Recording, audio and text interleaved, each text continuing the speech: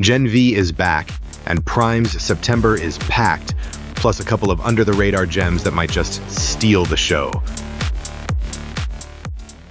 Gen V is back for Season 2, the only college where the school mascot is basically a body bag.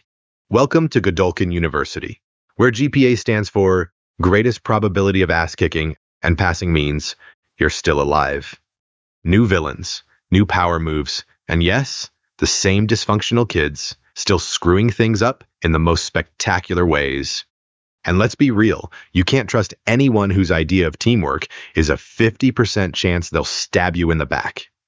It's like X-Men meets the Hunger Games, if both were written by someone who can't tell the difference between homework and homicide. Forget study groups, here it's casualty clubs. If you ever wanted to relive teenage melodrama, but with a side of apocalypse, Gen V Season 2 is your new chaotic classroom, dropping September 17th. Novocaine is the story of a guy who can't feel pain, which is ironic, because I felt plenty of pain watching his decision-making skills.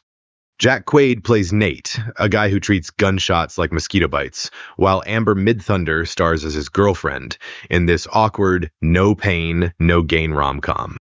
The action is gory, the jokes are dark, and half the movie feels like a video game speedrun where someone forgot to disable the cheat codes. You'll laugh, you'll wince, and you'll wonder if insurance companies even cover this level of stupid. In short, it's like asking John Wick to star in The Notebook. Troll Pundit verdict. Not high art, but definitely high entertainment.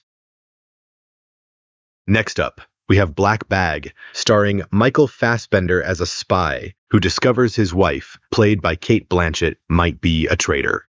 This is less a thriller and more a passive-aggressive dinner party with international consequences. The suspense doesn't come from a ticking bomb, but from wondering if someone is going to pass the salt before they pass state secrets.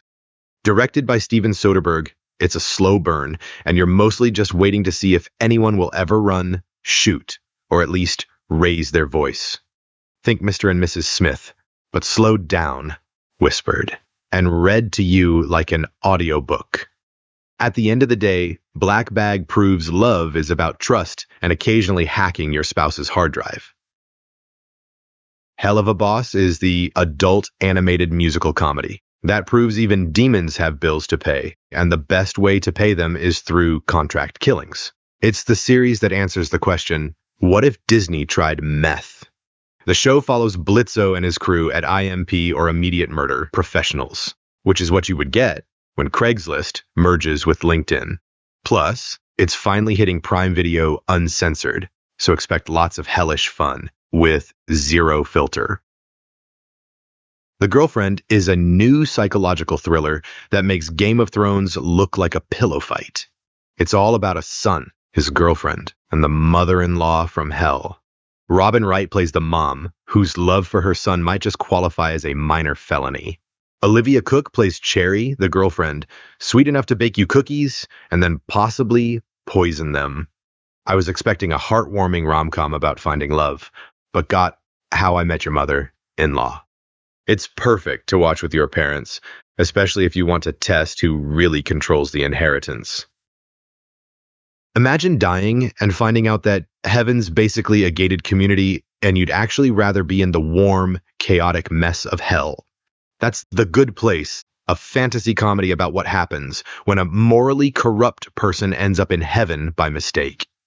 Led by Kristen Bell and Ted Danson, it's an Emmy-winning show that proves faking it doesn't stop just because you're dead. Hotel Costiera is the Italian action drama you didn't know you needed, and honestly, you probably still don't. Starring Jesse Williams as Daniel, an ex-Marine turned hotel fixer, proving fighting crime looks way better in a tailored blazer. The plot? Think Finding Nemo, but instead of a fish, it's the boss's daughter, and instead of the ocean, it's a luxury hotel on the Amalfi Coast.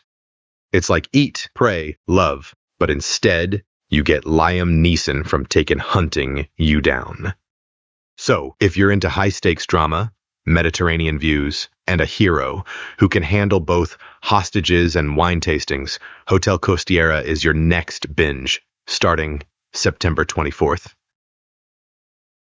Next up is Casino, the classic Scorsese mob drama about gambling, greed, and getting whacked. The movie stars Robert De Niro as the brains, Sharon Stone as the beauty, and Joe Pesci as the reason you never go to the desert alone. Watch Casino this September. It runs like a game of Monopoly, except nobody ever passes go. Next up, the Bourne Trilogy is back on Prime this September. 3 movies full of amnesia, assassins, and people running like their life depends on it. You get a trilogy of mostly Matt Damon peeping into offices, followed by shaky cam fight scenes. It's a long game of cat and mouse, where the mouse has no idea who he is, and the cats are basically Elon Musk's PR team. By the way, did you notice everyone only wears full sleeves? Check it out and let me know in the comments. Don't forget to catch The Bourne Identity, Bourne Supremacy, and Bourne Ultimatum, back on Prime this September. Children of Men returns this September, because who doesn't love a dystopian future where the world's out of kids, hope, and good decisions? Clive Owen stars as a miserable government worker, forced on a road trip, escorting the first pregnant woman in 18 years through a world that hates fun.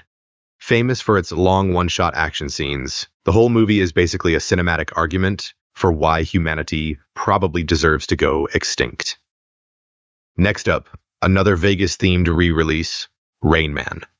It's the heartwarming story of a man dragged on a cross-country road trip with his estranged card-counting brother. Tom Cruise and Dustin Hoffman star in this buddy comedy, basically Top Gun meets Sudoku, but with more road rage and a lot of Oscars. The Runarounds is the teen musical drama, where every heartbreak hits like a chart-topping single, basically what made Taylor Swift rich. The show is less harmony, more acrimony, packed with unrequited love, questionable fashion choices, and band drama that'll make you grateful for your boring 9-to-5 desk job. Honestly, The Runarounds is best enjoyed with noise-canceling headphones, not for the music, but to drown out all the whiny teen drama. Here's a quick taste of some other stuff dropping on Prime in September. Larry the Cable Guy is back with It's a Gift. And by gift, he means the kind of present you politely smile at, then shove in the back of your closet forever. Honestly, this guy's comedy career has lasted longer than most of our gym memberships. Imagine a Gordon Ramsay cooking show if you took out the talent, the swearing, and Gordon. That's Dish It Out, a cooking show hosted by Tilly Ramsay, the Gordon offspring. It's not Michelin star dining, it's more microwave star chaos. Coming your way from Korea, Confidence Queen. It's a glamorous con woman drama, basically Catch Me If You Can, but with better eyeliner. It's Ocean's 11, with less Vegas and more sass. Next is Do You Want a Partner? The show that sounds like a Tinder pop-up ad. 2 women launching a craft beer brand to take down the boys' club. Basically, it's Mad Men meets brewery, minus the cigars, and with more girl power. Finally, Season 2 of Every Minute Counts, a Spanish fictional series inspired by the true events of the 1985 Mexico City earthquake. Get ready for more drama, sweaty brows, and someone yelling, "We're running out of time." I ran out of time for this show during the opening credits of Season 1. That's Prime in September. Drop your picks in the comments so I know who to judge. And hey, hit subscribe if you want more of this chaos. Check back next week for your weekly dose of movie madness. And as always, let's get watching.